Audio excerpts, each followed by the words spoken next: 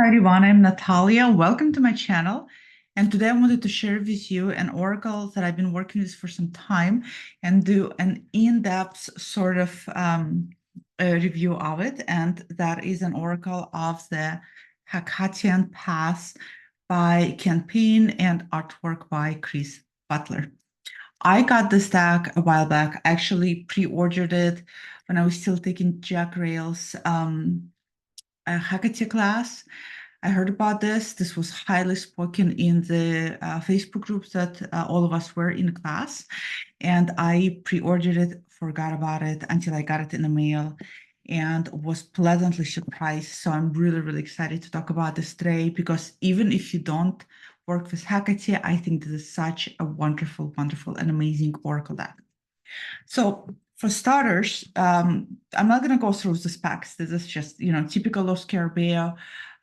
It's the only exception that makes it very, very atypical that really surprised me, and I wish Los Scarabeo would do this more, is unlike most Los Scarabeo decks that are about 30, 33, 34 oracle cards, this one gives you 60 cards. And I think perhaps the reason why we get so many cards is because the creators, primarily the writer Kenn Payne, I would probably guess, really pushed on to have as many aspects of Hecate included as possible because 33 is just not enough. So we're getting double magnitude of her many, many aspects. As we know, she has a lot of aspects. So that's one of the very atypical part about this oracle that I find so amazing and so glad Los Scarabeo actually did produce a 60-card deck. Now, before we get into the deck, Hecate, as I've done a few videos on Hecate, on resources, suggested books based on my experiences. I will link all of them below. Hecate, in my experience, is a very, very paradoxical figure. She is very contradictory in many aspects. She is very multidimensional. There are many faces to her. Some people even venture to say is that one of the reasons why there hasn't been a Hecate oracle or a really in-depth Hecate tarot deck is because it's very difficult to sum her up. It's really difficult to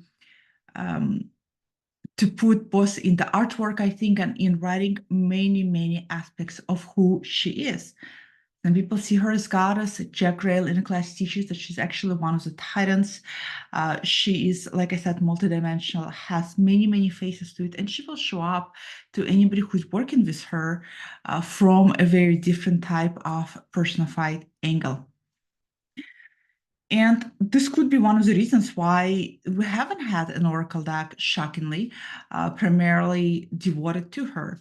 Now, there are some tarot decks on the market, specifically Hecate decks. Some of them, there's one on Etsy. I don't have that one.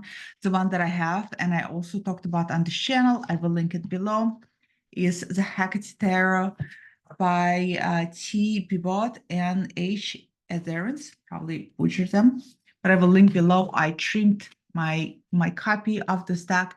This deck is based on many, many episodes related to Hecate. You can get this deck on Make Playing Cards. It's a very interesting deck, and it's the only deck that I find that resonates strongly with what I have learned about her as a goddess. Beautiful deck. Again, I will link this below. So the point I'm trying to make is that it's very difficult to find tools specifically depicting who she is, what she is, her energies, her history, her myths, her tools, her medicine. And while there are a lot of various Hecate statues, there are a variety of Hecate engraved candles, there's a variety of Hecate tools, there's a variety of you name it. There's just not enough when it comes to, I think, divination tools such as tarot and oracle cards. So I was really, really grateful and so glad when this came out. I will also link below channel, and I think it's actually Chris's channel. Chris Butler is an artist who has worked on a lot of other decks, and it's a channel where both of them go through each one of the cards in discussing the primary conception, the aspect of Hecate that is being depicted behind the card, the way Chris worked on portraying and putting together the artwork for it. It's really, really interesting to watch if you want to learn more about Hecate. So I will link that below as well. My understanding is that Kenn Payne, the writer of this booklet, is also in a process of writing a bigger manual, a bigger book, a bigger guidebook, if you will, to accompany this oracle cards. Unfortunately, he was not able to create one, giving that Lost Caribbean probably has requirements for their booklets to be, as we know, in multiple languages, and only had to have a small paragraph for each of the cards. Having said that, the paragraph sometimes all you need. The keywords on pretty much majority of the cards are very, very clear. But I'm looking forward to the guidebook. Lately, I don't know what has been with me, but I've been really enjoying Lost Caribbean Oracle decks.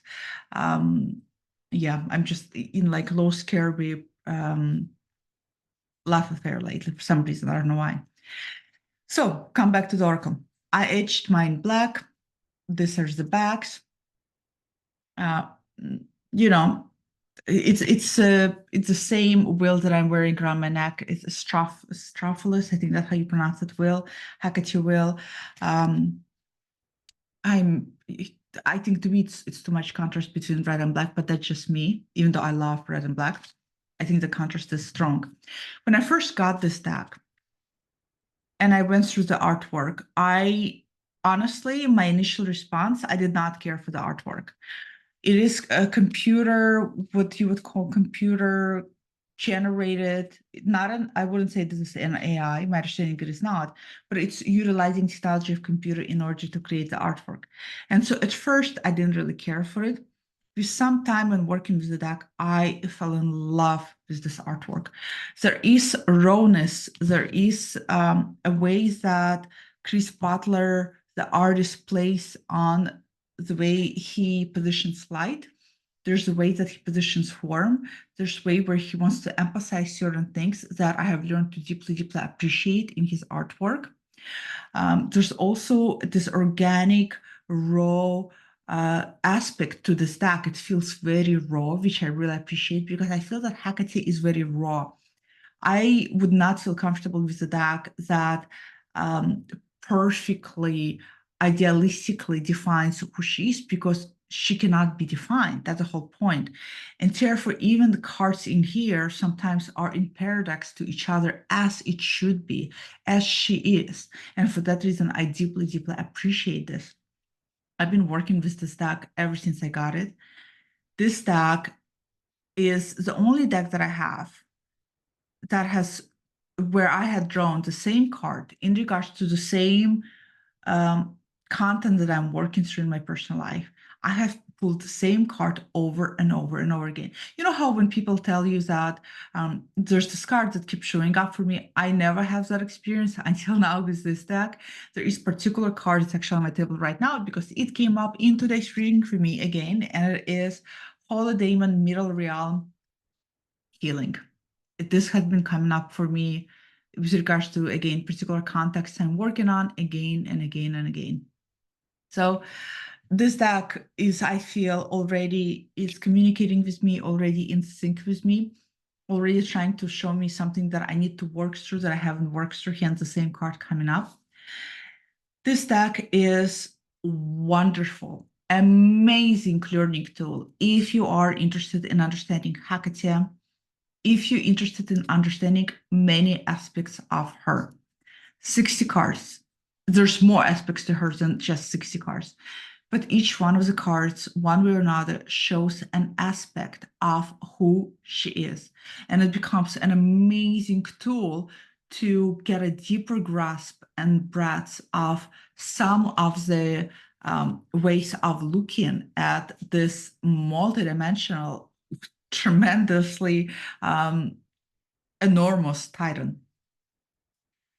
This deck is also, I found, really helpful for not so much daily draw, but more as, I would say, and I think they say it beautifully in their description on Amazon.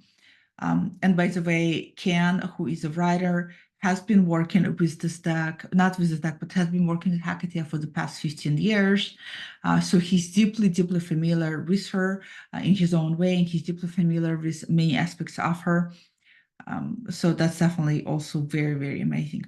Okay, so they describe this deck, which is exactly how I see it, is she who holds the keys of the cosmos, the goddess Hecate, is known by many epithets. Among those who follow her path and are inspired by her teaching, this oracle deck channels her divine energy into 60 cards with profound power. I agree. The cards will act, here we go, the acts will act as torches for your journey through the dark, inspiring you to overcome whatever obstacles lie ahead. This is exactly how I see the cards. I see them as a way to illuminate. Think about torches, light, illumination, a way to show you. For me, the way I see it is the threshold, because I see Hecate primarily as the threshold we pass through, the threshold at the crossroads oftentimes. And so this oracle is this threshold that one has to step through, and she's illuminating, she's shining the light on what you need to pay attention to. She's shining a light on what you need to be aware of, what you need to incorporate. Just like this card that keeps popping up in the same question, that not the same question, but somewhat revolving around the same context questions. It keeps shining light on healing. More healing work needs to be done. You need to focus on healing some aspects of yourself.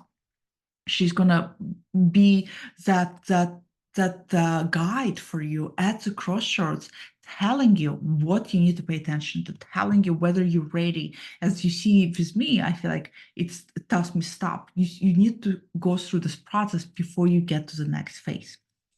So I find this very instrumental for readings where you're doing a reading. Let's say you do a spread, and then you want to find out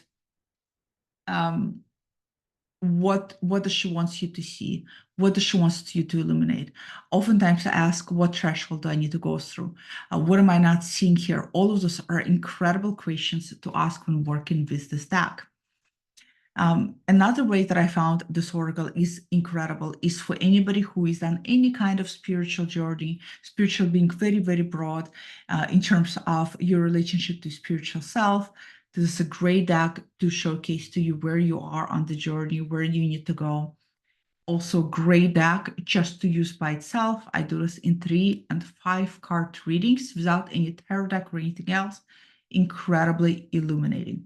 So let's get to the artwork. Now, I'm not going to go through the all cards because I want you to be surprised when you get the stack. If you get the stack, I think this is definitely worth your investment. I think this is one-of-a-kind tool. I don't think we have had a tool in regards to this particular Titan accessible to us up to this point. I just think it's just such an amazing work. Now, there are, like I said, paradoxes in the stack. For example, right here, many of you might look at this and you might think that, wait a second, this actually historically depicts Inanna or historically depicts Lilith, not necessarily Hecate. Well, hence the paradox. And this card right here is refers to keyword here is origins. Which I think is beautiful because, again, it talks of her many paradoxes. We don't exactly fully know. I believe this was Bernie's relief. Who is depicted here? There's a lot of historical speculation. Lilith, Inanna, Hecate.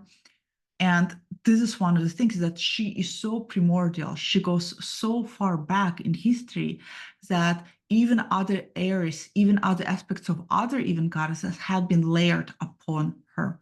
And Chris and Kenn talk about this in their videos when they go through the cards, which, again, if you're interested, I highly recommend.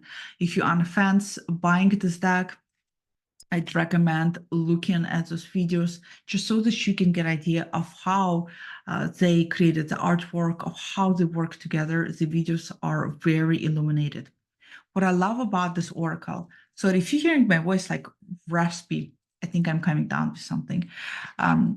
It also depicts other gods and titans. Here we have Zeus, because it's trying to show you how the other beings are also aspects or in relationship to Hecate and what that relationship is, which is a great Great way. Look at this. That's so gorgeous. A great way to learn about her.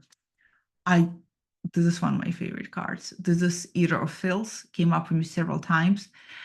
This deck does not shy away from showing some of the very primal, instinctual, darker aspects of behavior, of humanity, of ourselves. I love it for that reason. I just love it that it's not all this is warm and fuzzy goddess coming down to you. This is really multi-layered aspects of this individual. Oh gosh, the more I work with again, see these there's other gods here. The more I work with this, the more I fall in love with art so much more. It layered, it has this depthful feel to it. As you look at it, it takes you deeper and deeper into it. These cards are phenomenal, in my opinion, if you tend to meditate on your cards because of the way Chris portrayed the artwork. It has not only the dimension to it, but again, the emphasis where he chose to place light, how he chose to place form, and he talks a lot about it in the videos on his channel.